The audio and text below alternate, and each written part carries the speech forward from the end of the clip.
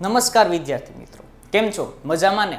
આપણે જોઈ રહ્યા હતા આપણી અંગ્રેજી ટેક્સ્ટબુકનું 5મું યુનિટ એટલે કે પ્લેઇંગ વિથ ફાયર. આ જે ચેપ્ટર છે એમાં આપણે આગળના પહેલા પાર્ટમાં ઘણી બધી માહિતી જોઈ ગયા કે આ ફટાકડા જે છે કઈ રીતના બને છે, તેની અંદર શું હોય છે, ક્યાં એની શોધ થયેલી છે વગેરે વગેરે. હવે એના પછી આપણે જોવા જઈ રહ્યા છીએ તેના પછીનું આગળનું. તો the principle behind any firework is that when heat is applied to fuel.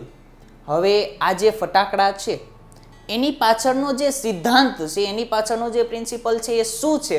તો કે જ્યારે હીટ એટલે કે ગરમી ઇઝ અપ્લાઇડ ટુ ફ્યુલ, એ ફ્યુલને છે ને જ્યારે તમે ગરમી આપો ને, ફ્યુલને એટલે કોને?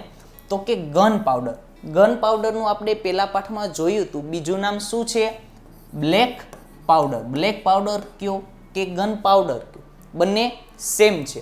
તો જ્યારે તમે એને ગરમી આપશો, ઇટ બર્ન્સ યુઝિંગ ઓક્સિજન, તો તે સળગશે. કોનો ઉપયોગ કરીને સળગશે? તો કે ઓક્સિજનનો ઉપયોગ કરીને તે સળગશે. હવે જેમ તમારે વિજ્ઞાનમાં ક્યારેક ભણી ગયા હશો કે કોઈ પણ વસ્તુને સળગવા માટે શેની જરૂર પડે છે? ઓક્સિજનની જરૂર પડે છે.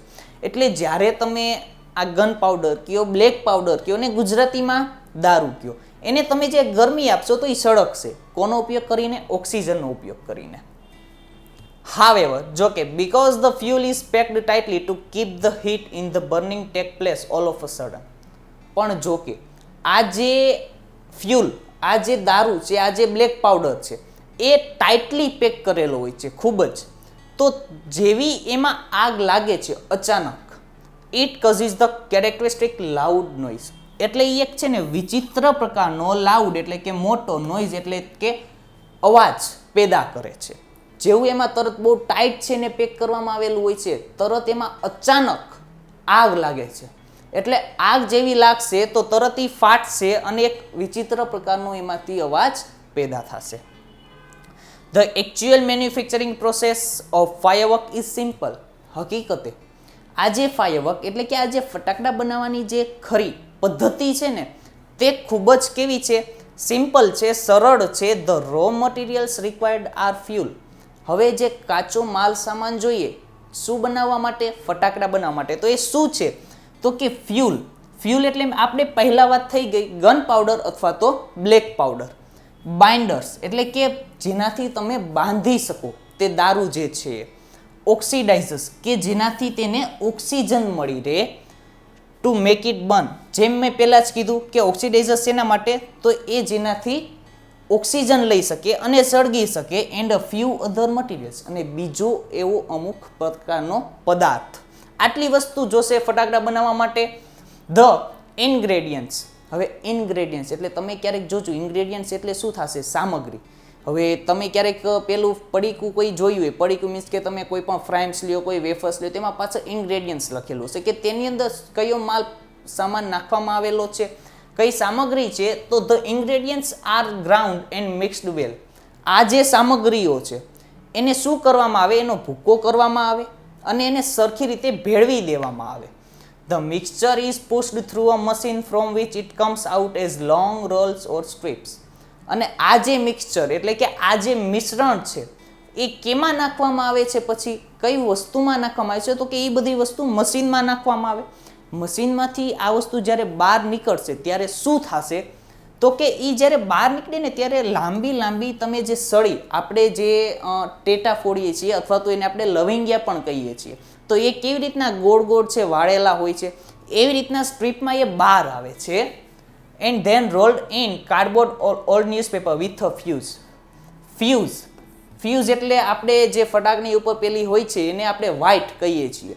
તો એ જે વ્હાઇટ હોય છે ને તેમાં એ ઓલ્ડ ન્યૂઝપેપર્સ, જૂના પુરાણા જે ન્યૂઝપેપર્સ હોય, છાપા હોય છે, તેની અંદર તેને વીટેલું હોય છે. મશીનમાંથી આવી રીતના તે બહાર નીકળે છે. The greatest danger of pyrotechnic is that it deals with fire. પણ આ જે પાયરોટેકનિક છે એનો સૌથી વધુ ખતરો, સૌથી વધુ ડેન્જર કઈ વસ્તુ છે?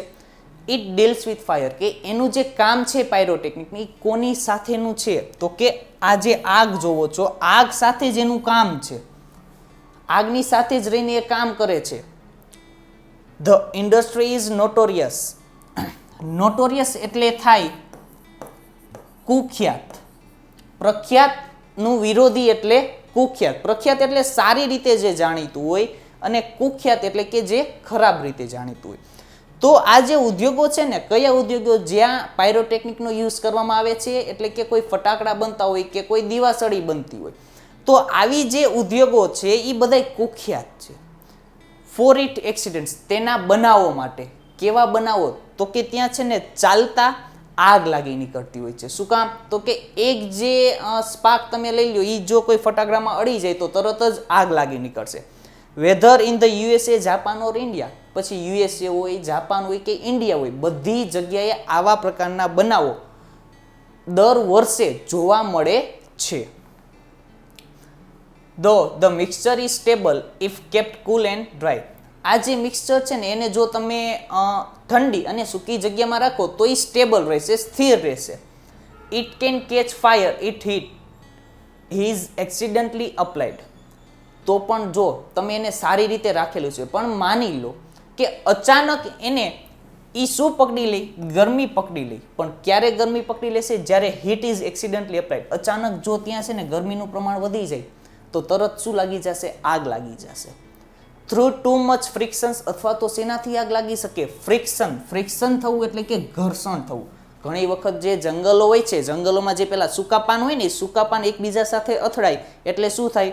તીખારા થાય. અને એ તીખારા કે એ સ્પાર્કથી શું થાય? આગ લાગી નીકળતી હોય છે આખી જંગલમાં. આવા કેસ તમે ઘણીવાર ન્યૂઝપેપર્સમાં વાંચ્યા હશે. તો આવું કોઈ ઘર્ષણ થાય ક્યારેક, ઓર ફ્રોમ અ સ્પાર્ક, જે મેં કીધું કોઈ તીખારા અથવા તો કોઈ એવી ઇમ્પેક્ટ, કોઈ એવી અસરના લીધે તેમાં શું થાય છે? આગ લાગી નીકળે છે. તમે એને સેફલી રાખ્યા હોય તેમ છતાં પણ. Scientist are looking for ways of making fireworks safer. જે વૈજ્ઞાનિકો છે એ શોધી રહ્યા છે એવા રસ્તાઓ કે જેથી આ જે ફટાકડા છે ને તે સુરક્ષિત રીતે બનાવી શકીએ. ઇન ઇન્ડિયા, ભારતમાં fireworks use to be imported from China. ભારતમાં આ જે ફટાકડા છે તે ક્યાંથી મંગાવવામાં આવતા હતા? ક્યાંથી એની આયાત કરવામાં આવતી હતી? તો કે ચાઇનાથી. પહેલા બધા ફટાકડા જે ભારતમાં ફૂટતા ને એ ચાઇનાથી આવતા હતા, ચીનથી. During the second world war these imports were stop. પણ જ્યારે દ્વિતીય વિશ્વયુદ્ધ થયું ત્યારે ભારત જે ચાઇનામાંથી, ચીનમાંથી ફટાકડા મગાવતું હતું તે બંધ કરી દીધું. And the safety match producers of શિવાકાસી in Tamil Nadu. Safety match આપણે પહેલા આપણા ભાગમાં જોઈ લીધું હતું. સેફ્ટી મેચ એટલે કે દીવાસળી. તો શિવાકાસી જે તમિલનાડુમાં આવેલું છે, ત્યાં દીવાસળી બનાવનારો જે ઉદ્યોગ હતો એણે શું કર્યું? બિગેન, શરૂઆત કરી દીધી મેન્યુફેક્ચરિંગ, બનાવવાની ફાયરવર્ક્સ ફોર દીપાવલી. એ દિવાળી માટે ફટાકડા બનાવવા માંડ્યું. જ્યારે દ્વિતીય વિશ્વયુદ્ધ થયું ત્યારે શું કર્યું ભારતે? તો કે ચાઇનામાંથી જે ફટાકડા આવતા હતા એ બધા બંધ કરી દીધા. જેવા બંધ કર્યા એટલે તમિલનાડુમાં જે શિવાકાશી આવેલું છે તે પહેલા દીવાસળી બનાવતું હતું, પણ પછી તેણે શું જાહેરાત કરી કે હવેથી એ ફટાકડા બનાવશે ભારત માટે. In 1992 the country used about 60 crores worth of firework. જો 1992માં ભારતમાં, 1992ની સાલની વાત છે, ત્યારે ભારતમાં 60 કરોડ જેટલી કિંમતના, કેટલી કિંમતના? 60 કરોડ જેટલી કિંમતના ફટાકડા ફૂટ્યા હતા. And 60 to 70% of this came from Sivakasi. અને આ 60 કરોડ ફટાકડામાંથી 60 થી 70% જે ફટાકડા છે તે શિવાકાશીમાંથી આવેલા હતા. આ શિવાકાશી ક્યાં આવેલું છે? તમિલનાડુમાં. In Sivakasi fireworks are manufactured in a number of small units. શિવાકાશીમાં આ જે ફટાકડા છે એ બનાવવામાં આવે છે, નાના નાના એકમોમાં બનાવવામાં આવે છે. 3 months before the festival is the busiest time for these units. આ જે એકમો છે ને જ્યાં અલગ અલગ ફટાકડા બનાવવામાં આવે છે, અલગ અલગ એકમોમાં, આ બધા એકમો જ્યારે તહેવાર આવવાનો હોય એટલે કે જ્યારે દિવાળી આવવાની હોય એના 3 મહિના પહેલાનો જે સમય છે ને એના માટે ખૂબ જ વ્યસ્ત સમય હોય છે.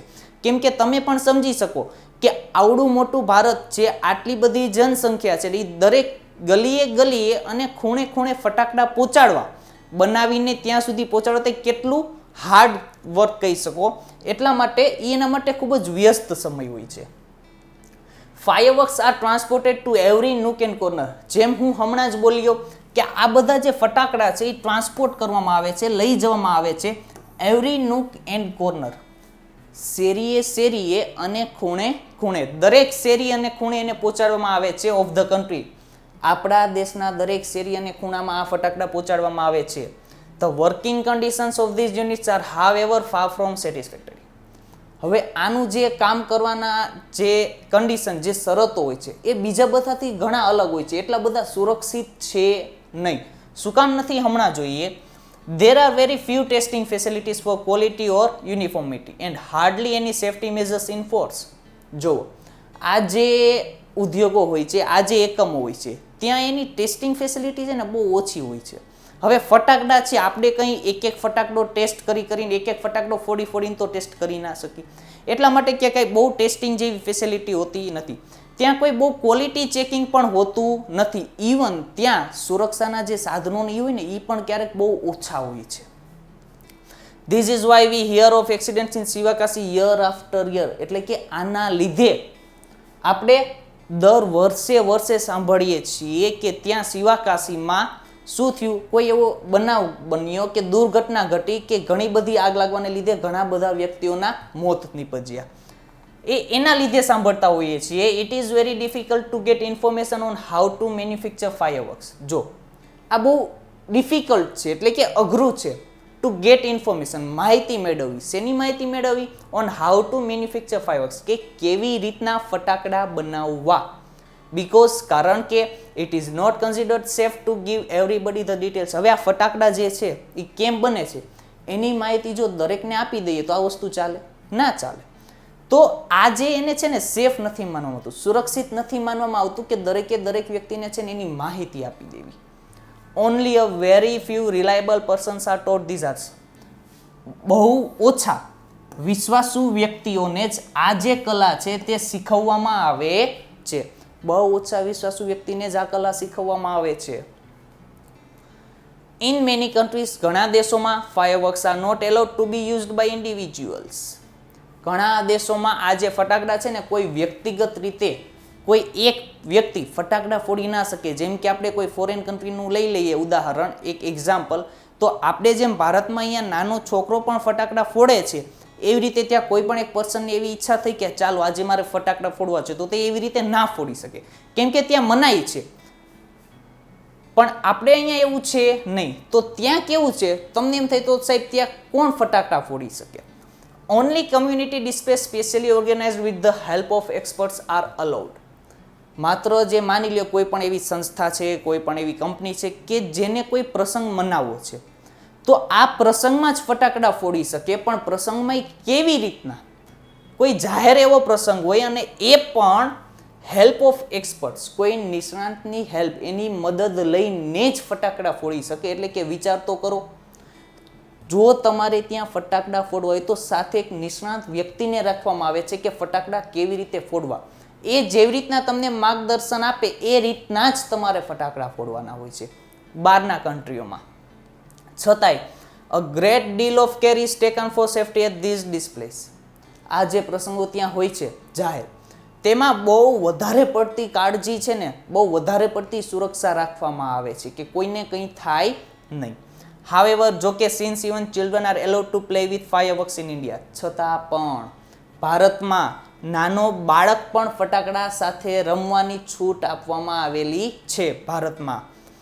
It is important to observe certain safety rules. પણ હવે આ જે બાળક છે ને એ ફટાકડા ફોડે, ઓકે, નો પ્રોબ્લેમ, બટ થોડી ઘણી કાળજી રાખવી ને એ પણ હવે જરૂરી છે. Fireworks should be stored. હવે આ કાળજી કેમ રાખી શકીએ ફટાકડાથી? તો fireworks should be stored, handled and lit with care. આ જે ફાયરવર્ક્સ છે ને એનો સંગ્રહ કરવો જોઈએ, એનું વ્યવસ્થાપન કરવું જોઈએ અને ફોડવા જોઈએ કાળજીપૂર્વક. They should never be stored or unpacked near a flame, gas cylinder or heater. એને ક્યારેય પણ આ જે ફટાકડા છે એનો ક્યારેય સંગ્રહ નહીં કરવાનો અને એને ખુલ્લા નહીં મૂકવાના. ક્યાં? તો કે ફ્લેમ એટલે કે જ્યાં આગ હોય, જ્યાં ગેસ સિલિન્ડર હોય અથવા તો જ્યાં હીટર હોય ને, તો ત્યાં આ ફટાકડાનો સંગ્રહ ક્યારેય ન થવો જોઈએ. ત્યાં આ ફટાકડા કોઈ દિવસ ખુલ્લા નહીં મૂકવાના. One should never wear long loose clothes or nylon clothes when lighting crackers. જ્યારે તમે ફટાકડા ફોડતા હોવ, સળગાવતા હોવ, ત્યારે ક્યારેય છે ને લાંબા કે લૂઝ પહોળા થતા હોય એવા કપડાં અથવા તો નાયલોનના જે કપડાં આવે છે એ પહેરવાના નહીં પહેરવાના. And since the powder in crackers is poisonous, અને આ જે ક્રેકર્સ ફટાકડામાં જે પાવડર, કયો ગન પાવડર, બ્લેક પાવડર કે ગુજરાતીમાં કહીએ દારૂ, એ કેવો છે? પોઈઝનસ છે, એટલે કે ઝેરી છે. they should never be carried loose in your pocket or your hand, તો તેને ક્યારેય તમારા પોકેટમાં એટલે કે તમારા ખિસ્સામાં અથવા તો તમારા હાથમાં ખુલ્લા રાખવાના નહીં. Also fireworks should never ever be lit inside a house, અને આ જે ફાયરવર્ક્સ, આ જે ફટાકડા છે એને ક્યારેય ઘરમાં પણ લીટ નહીં કરવાના, એટલે કે ઘરમાં કોઈ દિવસ ફટાકડા નહીં ફોડવાના. Never bend over a firework, જે ફટાકડા જ્યારે તમે ફોડતા હો ત્યારે ઘણા વ્યક્તિ હોય છે સાવ આખા બેન્ડ થઈને વધારે પડતા વળીને ફટાકડા ફોડતા હોય છે, તો એવી રીતના ક્યારેય બેન્ડ નહીં થઈ જવાનું જ્યારે તમે ફટાકડા ફોડતા હો. એ never use fireworks to frighten people, અને ક્યારેય ફટાકડાનો ઉપયોગ છે ને લોકોને ડરાવવા માટે કરવાનો નહીં. If in spite of being careful, જો કાળજી રાખ્યા છતાં પણ you do get a burn, જો તમે દાજી જાઓ. Go to a doctor instead of applying oil or ointment, તો તરત ડોક્ટરની સલાહ લેવાની, ડોક્ટરનો સંપર્ક કરવાનો. તમારી રીતના કોઈ ઘરેલું ઉપચાર કે મલમ કે એનો યુઝ ન કરીને તરત કોની પાસે જવાનું? ડોક્ટર પાસે જવાનું.